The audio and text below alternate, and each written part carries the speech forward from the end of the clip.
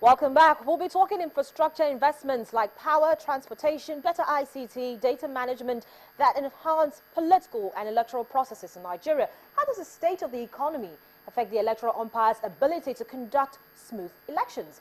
A conduct of elections, a reflection of the general economy and people.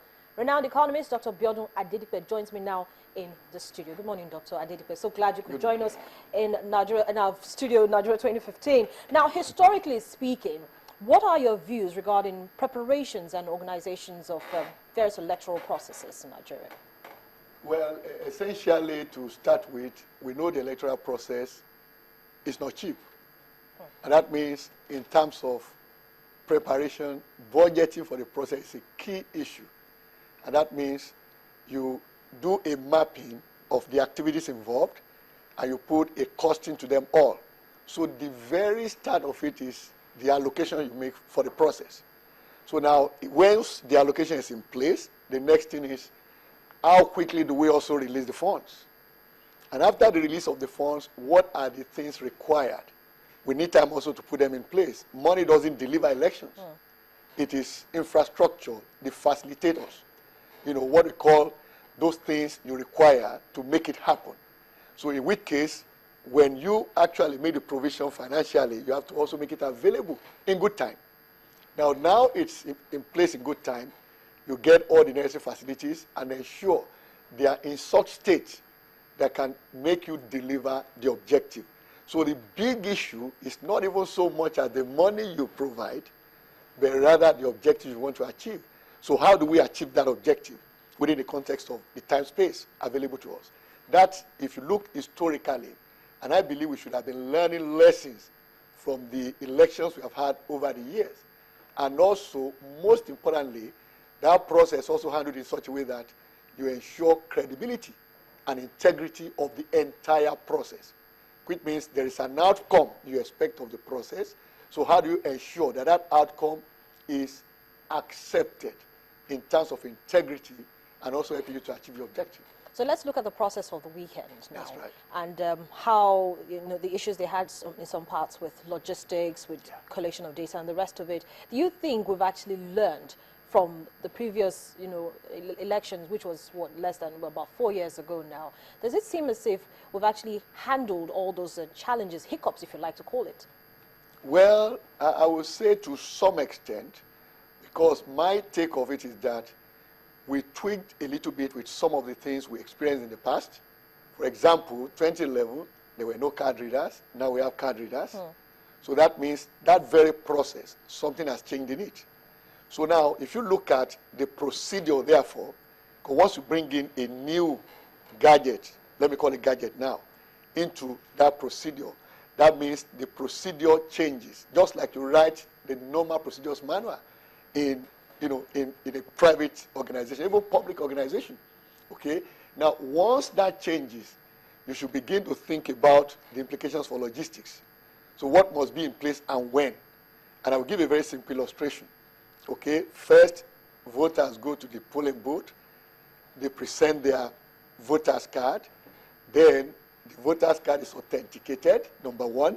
Number two, you, as the one presenting the card, is also authenticated as the person legally owning the card. So that is confirmed. That is the first phase. And so we say, okay, now you have been accredited. So you go, they check your name on the register. Having done that, that is a part of the procedure. Now, the next phase now says we have to now do the voting. And that voting now, the break in between, and that was the issue in terms of logistics planning. Now, in many polling units, there was a break of between 2 hours, some 3 hours. In fact, where I voted, it was a 2-hour break. Because we simply told ourselves that, look, if accreditation started past 10 in our polling unit, that was 2 hours delay. So in our own discussion there, we envisaged that there would be a delay in terms of logistics. Since those materials were to be delivered there, not that the agents came with them, okay? So we knew there were logistic concerns there, okay? But again, you look back, the lessons we took from previous elections. Why were the materials not released at the same time with the card reader and other things they came with for accreditation? So maybe again, you are learning from experience. That perhaps in the process, if all these materials were made available all at once, there could be some integrity issues that will arise. Well, Dr. Adedipe, let's Yes. still take a look at some of those issues that might have affected, that we're talking about the infrastructure investments That's now right. that's supposed to have actually enhanced this process. Yeah. Talking about power, we're talking about, That's right. transportation and better ICT and data management. Let's take a closer look at that as well. Now, I will say that we have not done enough, and it is very simple to bring out the issues. One, if we had done significant investment in our roads, there's a common saying that anywhere you want investors to go, build the roads. They will find their way there. Okay? So the starting point with logistics is the roads. And that is number one. Now, when you arrive at the destination, you begin to talk about power. Now, the experience at the polling unit where I voted was like this. When it was getting dark, one of our neighbors brought out his generator. He used his money, he bought cables. While we were on the queue right on top of our head, cables were being pulled and put in place. The man brought energy-saving lamps, put them in place. Yes, because in most polling units, that was actually how they used a lot of energy-saving lamps. Exactly. Now, when all of this played out, it was just an indication that we never factored into our planning the fact that, casting our ballots could take until evening and then the dark hours of the day. So ordinarily, if we had invested and gotten our power sector working properly, that wouldn't have been an issue to start with. And then you come to the issue of the card readers. Now, when you talk about card readers, you can relate it to the kind of thing that happens in banking, the POS terminals. It's not any different in terms of the technology. Okay? So now the issue is, if you present a card reader, there has to be sufficient bandwidth for so many of them to be able to connect to the server where they derive data from. So in which case, if so many of them are functioning at the same time, do we have sufficient bandwidth to accommodate them? But that also should have been an issue. In which case, investment over time, all of this would have been taken together, that we need to expand the bandwidth in the course of time. It's not about government investing in it directly, but creating an environment that will facilitate such investments. So if all these investments were in place, then we wouldn't be talking about technology becoming a hindrance. But again, as we are saying today, the same issue we'll be talking about again in 2019. So the challenge there will be, what lessons are we drawing from this experience? In which case we say, okay, some card readers did not function well, some functioned very well. The one that didn't function well, what were the issues? So how do we address those going forward? We really don't need to wait until 2019. So this is the time to begin to address them, even between now and the next elections. I was actually going to point that out, Exactly. because we have a 1 week break before the governorship elections Precisely. that are coming up on April 11. So what can be done now? We've seen the issues. We That's know right. the issues. Yeah. How can it now be addressed so that it doesn't seem as if we're losing, because we are going to actually lose kind of economically, because we're still having downtime. You see, by all means, by my own calculations, this quarter, the first quarter of 2015, there is no how this economy will grow at a rate faster than what we recorded fourth quarter of 2014. And what that will mean also is that officially, as we are talking today, tomorrow closes this quarter, the economy will be in recession. And why do I say that? We had third quarter of 2014, there was a drop in the growth rate of the GDP. Fourth quarter, a further drop. So we had recorded 2 quarters already consecutively. Once you have 3 consecutive quarters of a drop in the growth rate of a GDP, you are in recession.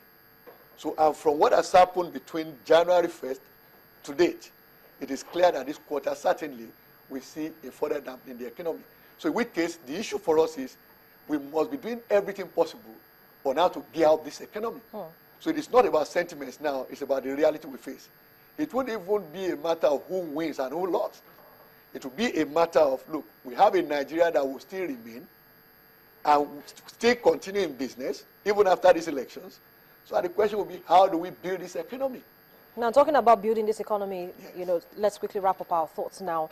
How can the economic reforms that we're hoping, to come better enhance electoral process in Nigeria going forward, especially as we enter a very crucial second quarter? Indeed.